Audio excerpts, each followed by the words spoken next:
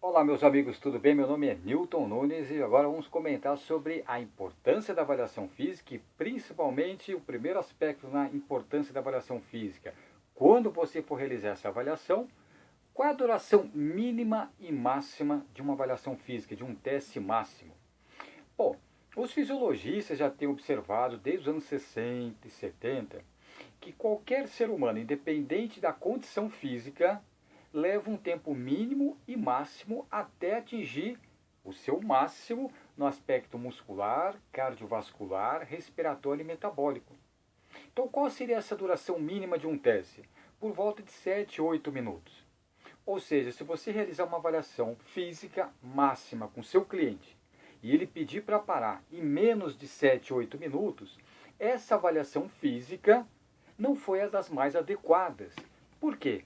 Fisiologicamente falando, o nosso organismo leva no mínimo 7 a 8 minutos para chegar no seu melhor desempenho do aspecto muscular, cardiovascular, respiratório e metabólico. 7 a 8 minutos pelo menos. Então, se você aumentar a velocidade da esteira, a inclinação da esteira, ou aumentar a carga da bicicleta rapidamente, e ele pedir para parar em menos de 7, 8 minutos, a duração ficou muito curta. E certamente essas quatro variáveis, muscular, cardiovascular, respiratória e metabólica, atingirão valores menores. E isso, menores do que ele poderia atingir. Então, essa é a duração mínima de um teste, 7 a 8 minutos, pelo menos. E qual é a duração máxima? Por volta até 16, 17 minutos. Então, se o teste durar mais que 17 minutos, ficou um teste muito fraco. Você subestimou a capacidade física do seu cliente, do seu aluno. E também essas quatro variáveis que eu acabei de citar atingirão valores menores do que ele poderia atingir. Virou um teste de paciência, de resistência, o teste ficou muito prolongado. Então você tem que respeitar os 7 a 8 minutos pelo menos e não passar 16, 17 minutos. Essa é a duração mínima e máxima ideal. Isso foi o que os autores observaram. Mas o ideal mesmo é que fique, como muitos autores também observaram, entre 8 a 12 minutos. Então a meta de qualquer avaliação física máxima é que fique entre 8 minutos no mínimo e não ultrapasse os 12 minutos. Melhor ainda. A meta, o ideal mesmo, são 10 minutos. Então você tem lá um cliente que é um idoso, é um obeso, é uma senhora, é um senhor, sedentário, condicionado, é um maratonista, não importa quem seja o seu aluno, o seu cliente. Quando ele vai para uma bicicleta ou para uma esteira, você tem que saber escolher muito bem o protocolo para que realmente ele pare por volta dos 10 minutos. Se você realizou um protocolo e ele pediu para parar próximo de 10 minutos, parabéns, você teve sucesso nessa avaliação física. Realmente ele atingiu os melhores valores dele em 10 minutinhos ali. Então você não prejudicou essa avaliação dele. Tudo bem? Então toda avaliação, o ideal é que fique entre 8 a 12 minutos. Eu falei inicialmente 7 a 8 até 16, 17. Ok, tá certo. Mas preferencialmente entre 8 a 12 minutos. A meta são 10 minutos. Então, você vai cansar o seu cardiopata, levá-lo até o máximo, o seu velocista, o seu maratonista, o seu nadador, não importa quem seja esse atleta, qual esporte ele pratique, ele vai pedir para parar em torno de 10 minutos. Essa é a meta de toda avaliação, do cardiopata, do sedentário, do obeso, da pessoa condicionada, saudável, do atleta, não importa quem seja. O ideal é que ele peça para parar em torno de 10 minutos. Então, parabéns, você realizou um protocolo adequado, foi uma avaliação física máxima bem sucedida, ok? E aí, vamos realizar o teste na esteira ou na bicicleta? Essa é uma outra pergunta importante também. O ideal é que você realize a avaliação física sempre, preferencialmente na esteira. Claro, se você tiver um ciclista, vamos realizá-la na bicicleta. Se você tiver algum cliente, algum aluno com alguma limitação, aí sim, vamos fazer na bicicleta. Mas caso contrário, não. Nós vamos fazer o teste sempre na esteira. Caminhando se ele for sedentário, correndo se ele for condicionado, mas preferencialmente na esteira. Por que, Newton? Vocês poderiam perguntar, mas por que eu devo fazer sempre o teste na esteira? Porque caminhar é um movimento natural do ser humano. Por mais sedentário que seja uma pessoa, pelo menos caminhar ele consegue caminhar. Claro, se for uma pessoa condicionada, vai fazer correndo. mas principalmente porque na esteira os valores de VO2 máximo, de frequência cardíaca máxima, são em média 10% maiores do que na bicicleta. Então por isso que você deve fazer sempre o teste na esteira, porque os valores máximos sempre serão bem maiores do que na bicicleta. Bem maiores? Isso, eu falei propositalmente. Por quê? Quanto maior vai ser na esteira comparado à bicicleta? Em média, 10% maior. Então sempre os valores na esteira serão 10% maiores do que na bicicleta, exceto se for um ciclista, é claro. Então você deve realizar sempre o teste na esteira. Tudo bem? Entre 8 a 12 minutos. A meta, 10 minutinhos ali. Tranquilo? Tudo bem? Alguma dúvida? Ótimo. Então aí nesse caso, é importante também comentar quais são as duas maneiras de você levar essa pessoa até o máximo. Tudo bem? Qualquer dúvida que vocês tiverem, vocês também podem observar no meu canal no YouTube, que é o canal Área de Treino. E no meu livro Avaliação Cardiopulmonar e Treinamento Físico, da editora Ateneu, www.ateneu.com.br. Tudo bem? Voltando, você tem duas maneiras de você levar o seu cliente até o máximo. Uma maneira é um protocolo chamado em rampa e a outra maneira é um protocolo escalonado, que eu já vou mostrar para vocês. Então, quando você realiza um protocolo em rampa, o que significa isso? Significa que o professor, o fisiologista, o profissional da área da saúde, o médico, foi aumentando a carga minuto a minuto. Ou seja, a intensidade da esteira, o trabalho na bicicleta foi aumentando minuto a minuto. Por isso, a frequência cardíaca foi sempre aumentando. O VO2 também dele foi sempre aumentando a cada minuto. E se você fosse fazer lá um gráfico, ficaria em forma de rampa, que eu já vou mostrar para vocês.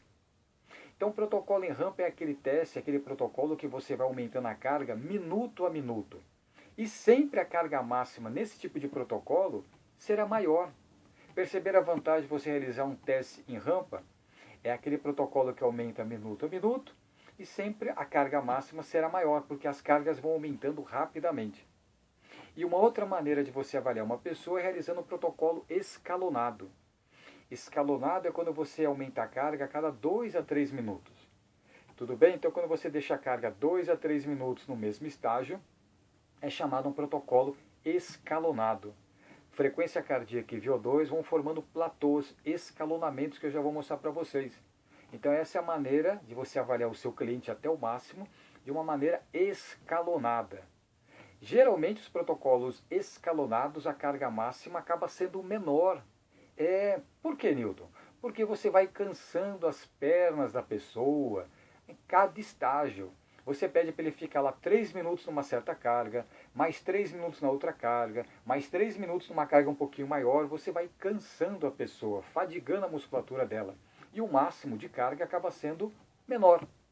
No outro protocolo que eu acabei de comentar, que é o protocolo em rampa, as cargas vão aumentando rapidamente, a cada minuto. Então, a hora que ele pensar, lembrar que está cansado, ele já está numa carga máxima muito maior.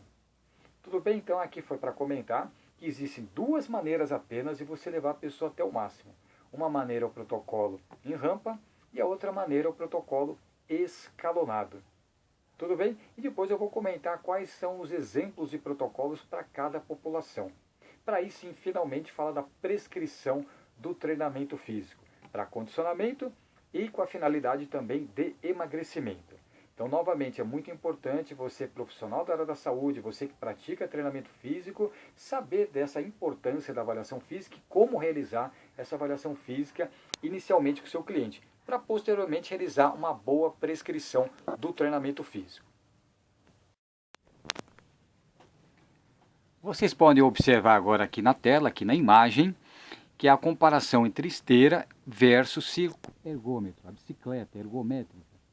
Bom, como eu comentei, preferencialmente o teste deve ser feito na esteira. Essas são as vantagens. Quais seriam as vantagens? Você atingir uma frequência cardíaca máxima maior, um VO2 máximo maior, comparado com uma desvantagem, entre aspas, aí, do ciclo ergômetro, que é a bicicleta, onde os valores em média serão menores.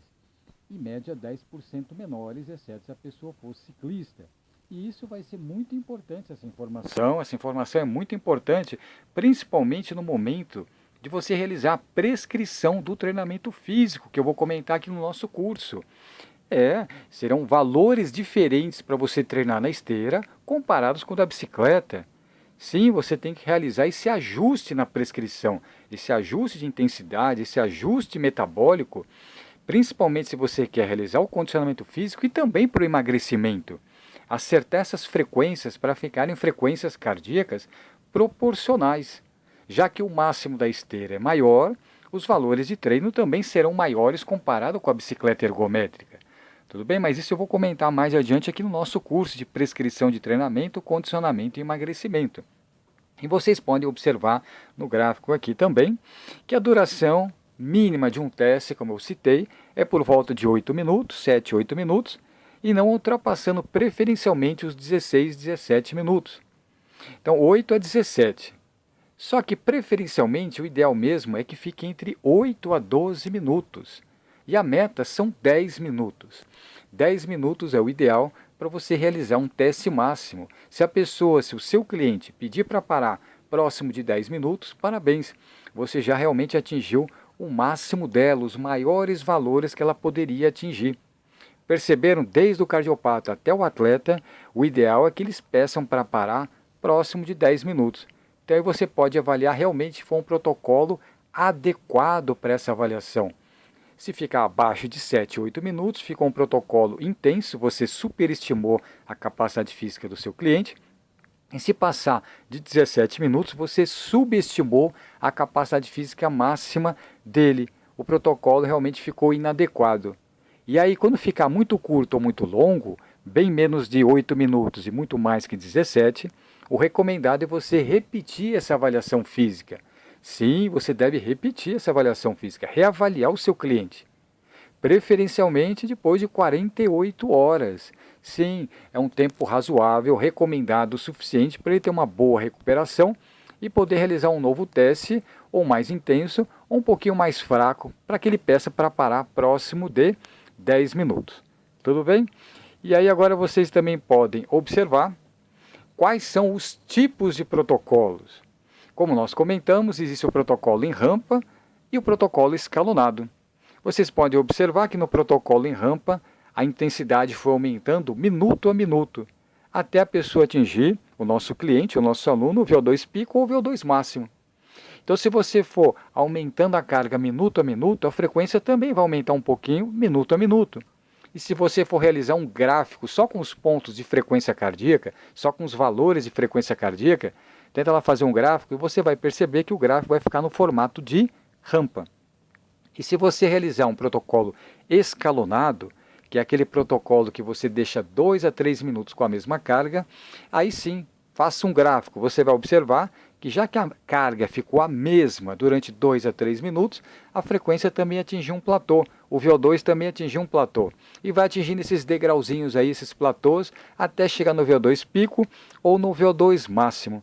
Perceberam? Então existem essas duas maneiras de você avaliar o seu cliente. Ou um protocolo em rampa, ou é um protocolo escalonado.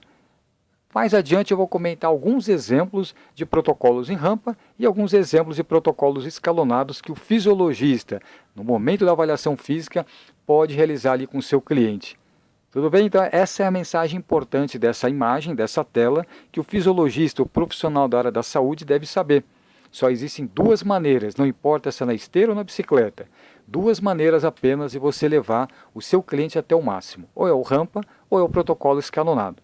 Lembrando que no protocolo em rampa, sempre a carga máxima será maior comparada ao protocolo escalonado, porque as cargas vão aumentando rapidamente no protocolo em rampa. Então o nosso cliente acaba atingindo uma carga máxima bem maior aí no protocolo em rampa. Pelo menos um pouco maior, sempre acaba atingindo.